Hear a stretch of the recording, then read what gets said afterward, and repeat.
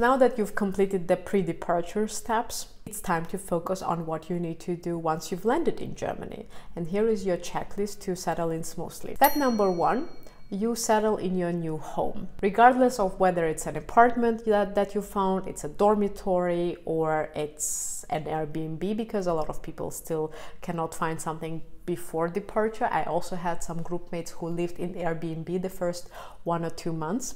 You have to take your time to unpack, to familiarize yourself with the surroundings, make it feel like home. So you will maybe go to IKEA, meet some new people in the place where you live, make some connections. Especially the good thing about living in a WG, so it's Wohngemeinschaft or shared apartment in English. The good thing is if you arrive and there are people who are already living in Germany for a long time, or especially if they are locals, they can give you a lot of nice recommendations. That's your step number 1. Settle in and make yourself feel home. Do whatever makes you feel home, because especially if you never lived abroad before and it's your first time you left your parents' house, you will feel very lonely, maybe even desperate, I don't know, homesick in the first days.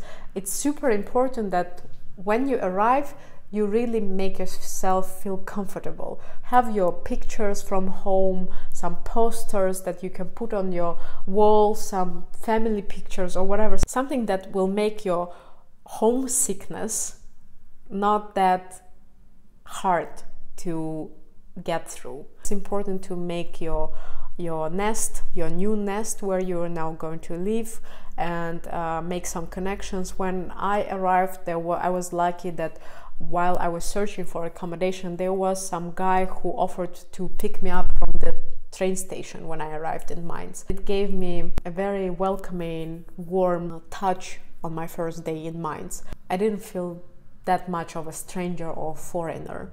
I felt like, oh, I arrived somewhere where I already know somebody, you know. I didn't feel that much lost. That's important. You can also maybe make some connections with locals who already, some students. There are a lot of groups, publics on Facebook where you can make some connections pre-departure, make some kind of like agreement that somebody maybe can pick you up. Step number 2 is attend university orientation day and collect your welcome package. Usually the universities don't send welcome package digitally pre-departure, which probably makes sense. They give it to you in person once you arrive on your first orientation day at the university. Most of the universities in Germany, they offer an orientation program for international students, maybe with a buddy or somebody from senior courses who can guide you, give you some orientation, some navigation, arrange something for you, show you all of the necessary things at the university, like the library, where to pick books and which courses you have and all of that. The bigger the university, the better are these orientation programs. So you need to attend that session to learn about the university's facilities, services and academic procedures, especially academic procedures, all of the courses that you have when the exams. Pay attention to that especially. Additionally, you will have a checklist which typically includes important information and steps that you have to go through upon your arrival as an international student. It will say that you have to register your residency.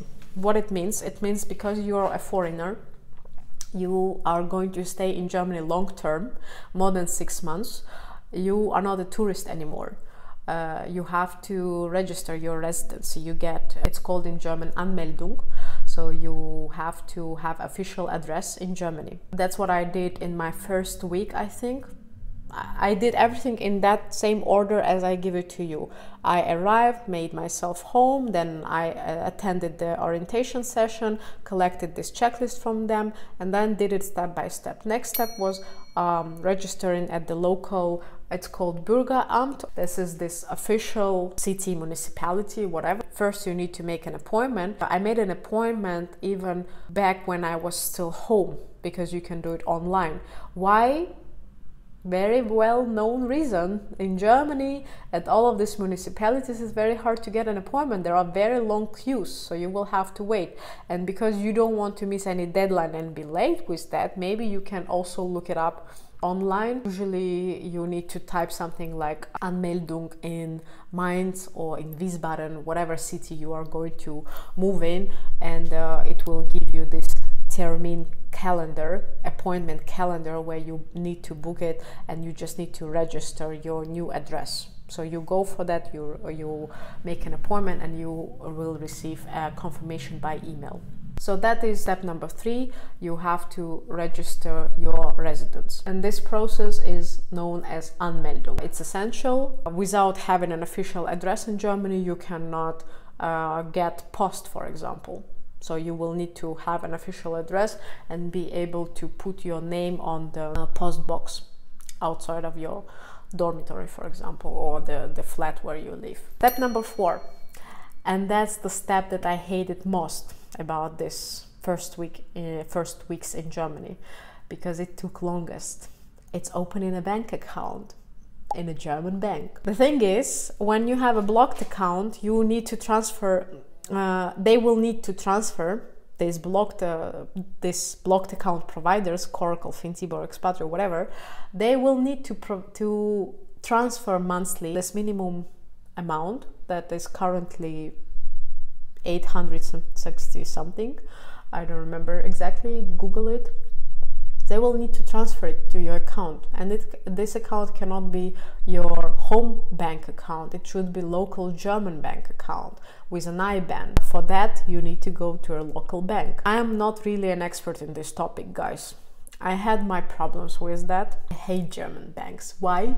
Because honestly, sorry for my language, but they are super retarded. Be prepared that Germany is not really technologically advanced, and a lot of things are still very conservative and take a lot of time, especially when it comes to bureaucratical processes, and opening a bank account is one of these hated processes.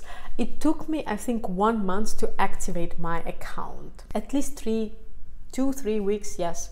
Why? Because I can tell you which bank I went through. It was Commerzbank. According to my research, it was more or less the best option at that moment. I was thinking, yeah, they look maybe more technologically advanced than others, because older banks like Deutsche Bank, for example, they take even more time or even more fees. A lot of banks don't offer free of charge accounts. This is also something that I only saw in Germany. Usually having just a normal account, which is not like a saving account or something, just a normal current account, let's say, that has to be more or less free of charge, or they would need to charge something like a very small fee. But I was going to Sparkasse or Deutsche Bank, and they were asking for, I don't know, hundreds of euros for opening an account and running it in this bank. So I was like, no, thank you. I will go for a free of charge Giro account in Commerzbank. Disadvantage was time. So it was very time consuming, and these guys are really slow. They were sending me codes for activating the account, and there are different codes. There are codes for accessing the application, the mobile application. There are codes for entering your personal account in the online banking. There are codes for activating the account itself. There are different, I don't know, hundreds of different codes. They send you each code in a separate letter. Like in this old medieval times when there was no internet, they send you everything per mail. I mean, what the F-U-C-K in the 21st century, right? I was a little bit disappointed, because I was thinking, yeah, Germany, the land of technologies, best engineers in the world, and they still send you the letters for opening a bank account. And I come from a developing country, Russia, where actually opening bank account takes maximum 2 days, and you can order also a credit card or debit card, and a driver will personally deliver it to you, to your home, to your door, and you don't have to do anything. And in Germany, I had to do everything in person. If you want to open a bank account, you have to make an appointment first. Again, we come to this termin calendar. you need to make an appointment. It's not always working to make an appointment online. Sometimes you need to call them, and they will also be able to speak only German. So yes, it was kind of a quest for me. In the end, I opened that account. After I opened the account, I provided that IBAN to the blocked account provider and started receiving money. You will receive the money from your blocked account once a month. Step number 5 is diving into your study agenda. And this is important. Don't underestimate the importance of knowing your courses and your program agenda. I had a lot of peers in my group, also older than me. So at that time when I started, I was 24, and I had a lot of group mates who were almost 30 or already in their 30s. And they were like, I don't care. I kind of got over the biggest milestone of having an offer from German university and being finally there, and they didn't care much about actually finishing their master. They was thinking that it will come itself, but it doesn't come itself. Trust me guys, from the very first days when you start your master, you really have to be super cautious. Again, all of the deadlines, all of the assignments. Again, you can have a plan, maybe an Excel table of all of the courses and assignments that you have to make. The sooner you start working on your assignments, the better. There are some assignments that can be easy.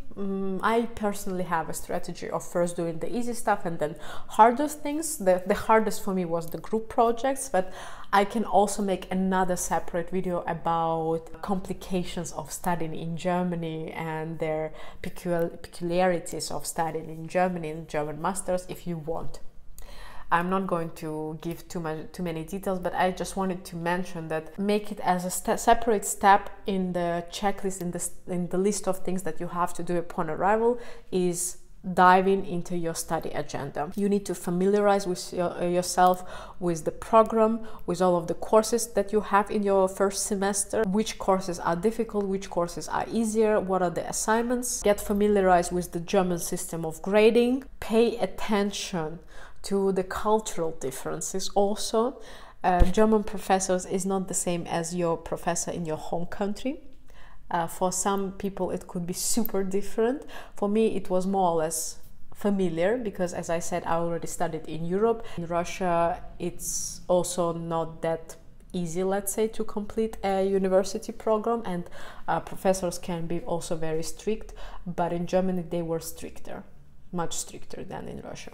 Don't underestimate the workload and start preparing for your exams and final assignments well in advance. Same as I advised you and as I recommend you to start researching about studying in Germany well in advance. Once you land in Germany, you also need to research and prepare for your exams to luckily, fortunately, and without any problems completing your master or bachelor.